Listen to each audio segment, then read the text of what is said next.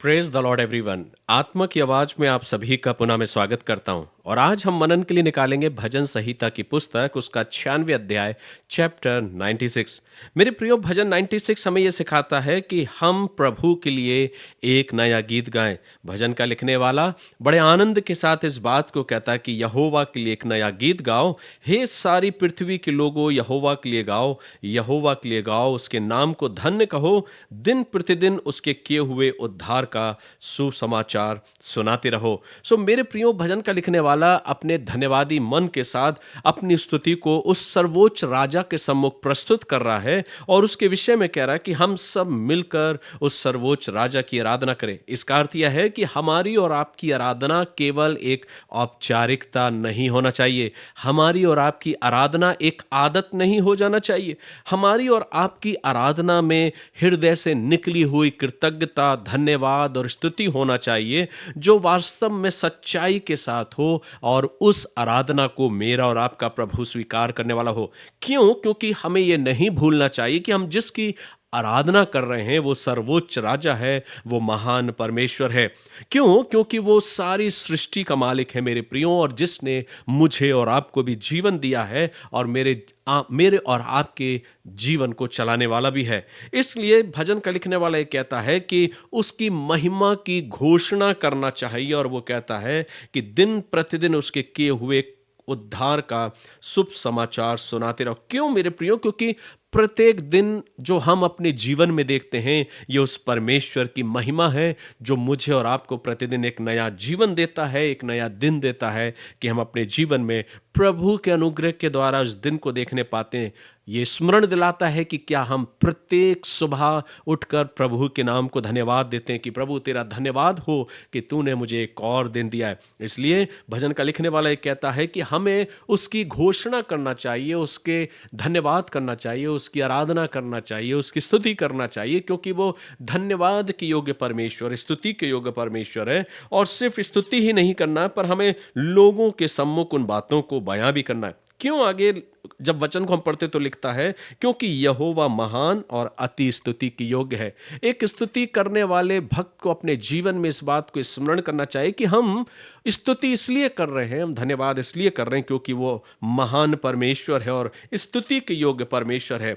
इसलिए मेरे प्रियो, परमेश्वर का वचन मुझ और आपको ये सिखाता है कि जब हम अपने परमेश्वर का गुणानुवाद करते हैं, उसकी स्तुति करते हैं, तो हम उसकी सामर्थ को प्रकट करते हैं, उसकी सामर्थ पर विश्वास करते हैं। ये भजन हमें और आपको ये स्मरण दिलाता है मेरे प्रियो की आराधना केवल गाना बजाना ही नहीं, आराधना केवल म्यूजिक को प्ले करना ही नहीं, इंस्ट्रूमेंट को प्ले करना ही नहीं, लेकिन आराधना सच्चाई के साथ होती है। और इस सच्चाई के साथ, उस पवित्रता के साथ होती है जब हम अपने जीवन को सच्चाई के साथ, पवित्रता के साथ संपूर्ण रीति से प्रभु के सम्मुख जाके अपनी आराधना को समर्पित करते हैं और अपने उन साजो सामान के साथ प्रभु की आराधना करते हैं। अंत में यह भजन मुझे और आपको एक आशा देता है कि वो प्रभु जो धर्म से और सच्चाई से न्याय करता है, आगे लिखा है, यहोवा के नाम की ऐसी महिमा करो जो उसके योग्य है, भेंट लेकर उसके आंगनों में आओ, पवित्रता से शोभायमान होकर यहोवा को दंडवत करो। सो मेरे प्रियो, अभी मैंने आपसे कहा कि आराधना केवल खड़े होकर स्तुति करना मात्र ही नहीं,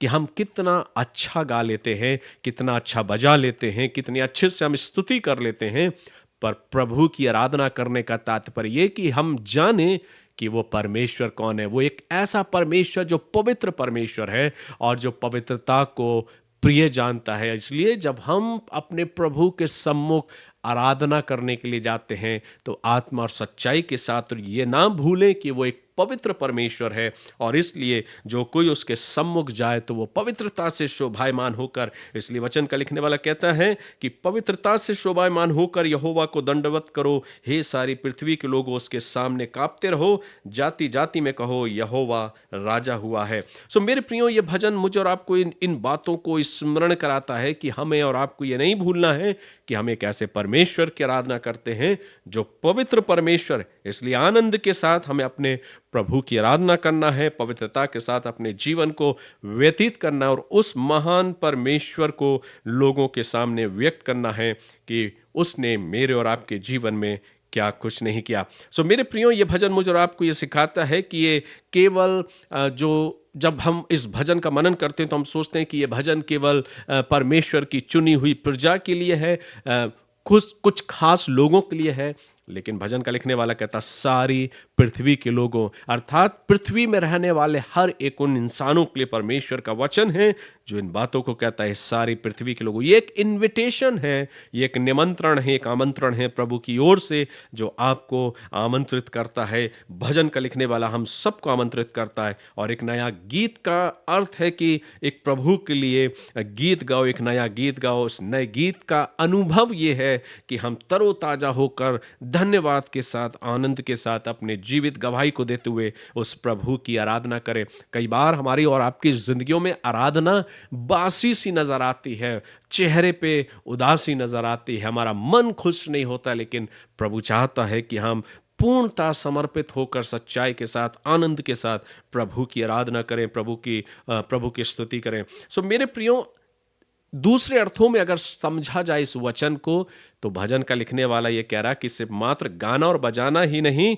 या सिर्फ अपने जीवन में आराधना में सिर्फ शोरगुल ही नहीं, पर वचन कहता है कि पवित्रता से शोभायमान होकर परमेश्वर हमारे गाने बजाने को भी देखता है और उसके साथ साथ हमारे मन को भी देखता है, हमारी भावनाओं को भी जानता है, और सबसे बढ़कर वो मेरी पवित्रता को पहचानना चाहता है। क्या हम पवित्रता से भरकर अपने प्रभु की आराधना करते हैं? अब की बार जब हम प्रभु की आराधना करने के लिए जाएं तो पहले अपने हृदय को जांचें कि क्या हम पवित्रता से शोभायमान होकर प्रभु की आराधना में, उसकी हैकल में, गिरजाघर में, चर्च में, जहां कहीं भी हम खड़े होकर आराधना करते हैं, तो मात्र आराधना स्तुति करना ही नहीं, हाथों को उठाकर आराधना करना ही नहीं, सिर्फ मात्र बजाना ही नहीं, पर उसके सबसे महत्वपूर्ण भाग है क्या हम पवित्रता से शोभायमान होकर, पवित्रता से भर के उस प्रभु की आराधना कर रहे हैं। मेरे प्रियो, क्योंकि परमेश्वर आने वाले दिनों में पृथ्वी का, इस संसार का न्याय करेगा और हम भी उसके न्याय रूपी सिंहासन के सम्मुख खड़े होंगे।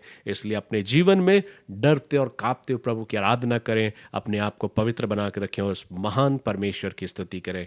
प्रभु आप सभी को आशीष दो और ऐसा अवसर दे कि प्रभु का पवित्र आत्मा मेरी और आपकी अगुवाई करे, और आज इस भजन संहिता 96 को, साम 96 को हम समझने पाए। मैं नहीं, मेरे होठों के बोल, मेरे मन के विचार नहीं, पर प्रभु की आवाज़, प्रभु की आत्मा आपसे बातचीत करें। God bless you. आइए हम प्रार्थना करें।